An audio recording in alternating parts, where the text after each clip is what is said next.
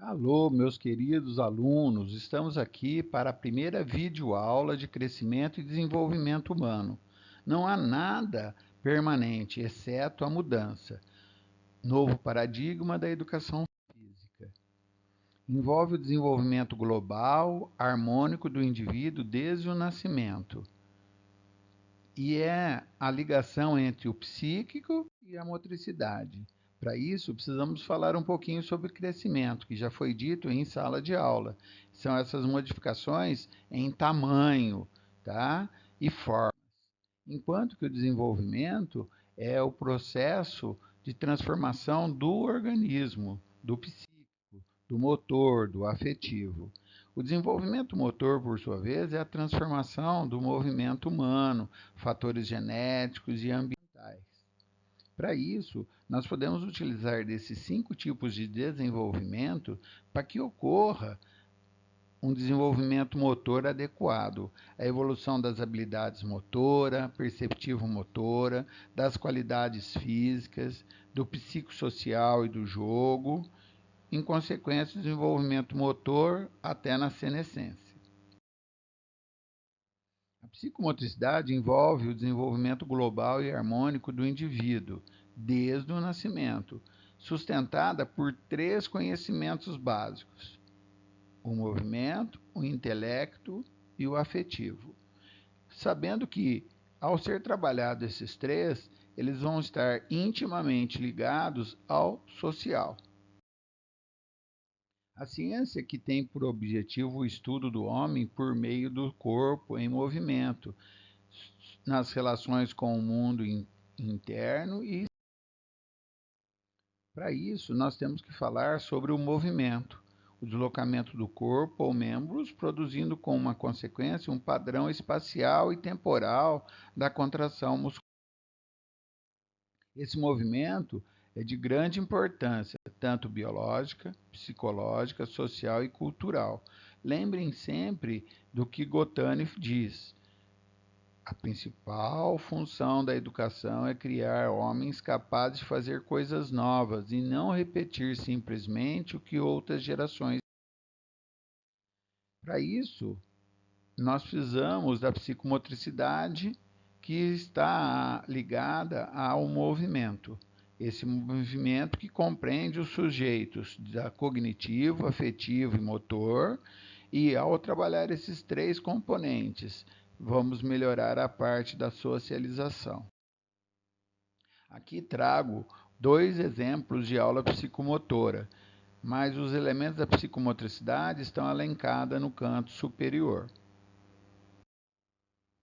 As funções básicas devem ser sempre trabalhadas, como, por exemplo, a orientação do espaço temporal, esquema corporal, imagem corporal, tonicidade, lateralidade, equilíbrio, coordenação motora grossa e fina.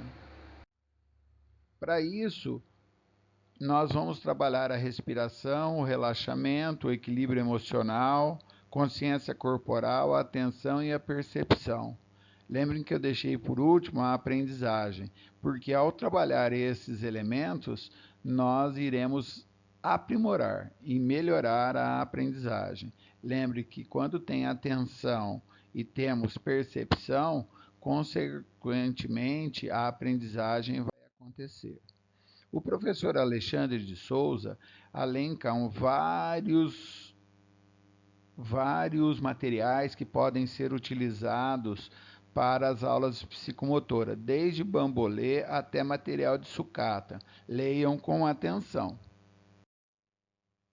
E aí ele propõe 10 atividades. Uma delas é com o corpo, esse corpo que é tão importante para nós, professores de educação física. A segunda atividade é com materiais de bola plástica, de gás ou de meia. Esses materiais são muito importantes. No meio dessas relações que ele traz a batata quente. A única coisa que eu digo em relação à tradicional é que a criança não saia da brincadeira. Ao chegar na batata quente, quente, queimou, essa criança deixa essa bola dentro de uma caixa e pega uma outra que vai estar lá dentro. e assim sucessivamente. No final da aula, o professor pergunta qual era a maior, a menor, a mais pesada, a mais colorida. Isso é muito interessante. A atividade 3, nós vamos trabalhar com bambolês. Os bambolês, eu oriento que vocês comprem aquelas borrachas negras de irrigação de 1 polegada, porque elas são bem resistentes e não estragam com facilidade. O quarto material são os pneus. Uma montagem de sequência de pneus que eles possam entrar dentro, sair, passar em torno de cada um deles. É legal. A atividade 5 é o material de obstáculos, como aros, semicírculos, bancos, cones, tijolos. Essa aula fica muito legal e dá para improvisar muita coisa. A atividade 6 é o material é a corda. Corda que você pode jogar para cima e deixá-la que caia no chão, e com o corpinho a criança tenta desenhar o mesmo desenho que a corda está no chão. O sétimo atividade são materiais como espumas. Caminhar sobre a espuma, passar por degraus de espuma, entre outras. A atividade 8 é atividades de mesa. Trabalhos manipulativos, porque aí trabalha bastante a coordenação motora fina. A atividade 9 é o relaxamento, é a volta à calma. Contração, descontração, movimentos lentos, é muito bom. E a atividade de relação e linguagem é aquela em que o professor vai auxiliar os professores alfabetizadores com as crianças, fazendo telefone sem fio, com um bastão na mão, tentando escrever no ar a primeira letrinha do nome dele. O movimento pode ser compreendido como um fenômeno duplo aspecto. Um comportamento observável e um produto num processo interno. Lembrando sempre que nós estamos preocupados com o processo.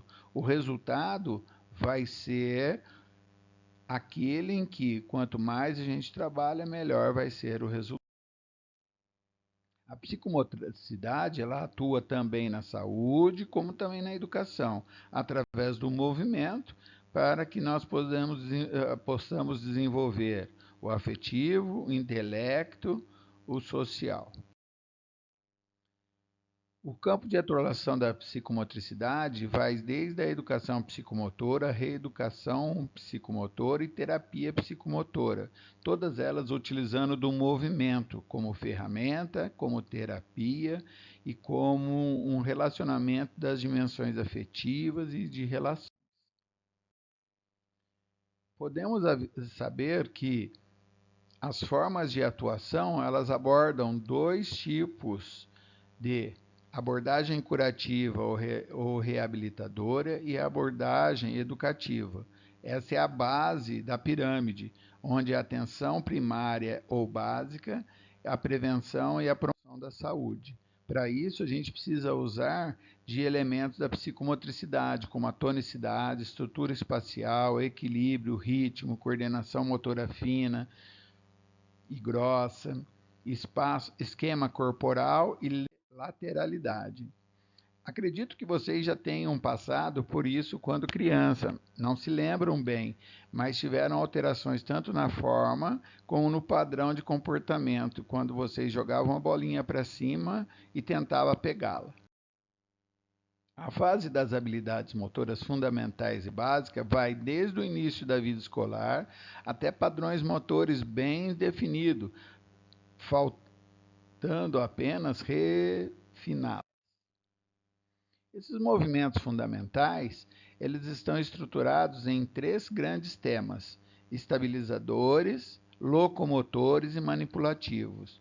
Lembrando que os manipulativos, eles não é apenas com a mão, mas o corpo e também os pés. Quanto à precisão dos movimentos, nós temos que pensar na habilidade motora fina e na habilidade motora grossa ou global. A fina, que é a capacidade de controlar músculos pequenos do corpo, enquanto que a global envolve grandes musculaturas. Aqui, Gotani, Edson Jesus Manuel, Coco Boom, eles fazem um relacionamento entre o movimento, a sensação, a percepção e o cognitivo. Quando a gente trabalha com o movimento, essa exploração do ambiente, melhora as sensações. Essas sensações, nós temos a interação das sensações com a percepção. Lembrem do filme que vocês assistiram, que ao ensinar você aponte e ao apontar a criança olha e ao olhar ela aumenta a organização de percepção, consequentemente a cognição. Ao acontecer isso, o movimento fica melhor e mais refinado, e assim se fecha o círculo. Dentro do padrão de movimento, envolve os elementos básicos de uma certa habilidade motora. E as habilidades motoras elas são classificadas em três grandes temas: as locomotoras, como já foi dito, as manipulativas e a estabilizadora. Esse slide é muito legal porque ele traz um nível de complexidade. Quanto mais alto, mais complexo é esse nível, tanto na área motora, afetiva e social. Aqui eu trago um só do afetivo, mostrando que existem três projetos para isso: as atividades rítmicas expressivas, a educação somática e as loplastias, que é a volta à calma. Mas o que é competência? Vocês já devem ter sido cobrados sobre isso. É a capacidade de articular, mobilizar e colocar em ação valores, conhecimentos, habilidades necessárias para o desenvolvimento eficiente e eficaz de diversas atividades. Para que isso tudo ocorra, essa execução da aprendizagem vai precisar da construção de conhecimentos, demonstração de valores e atitude através de criticidade e autonomia.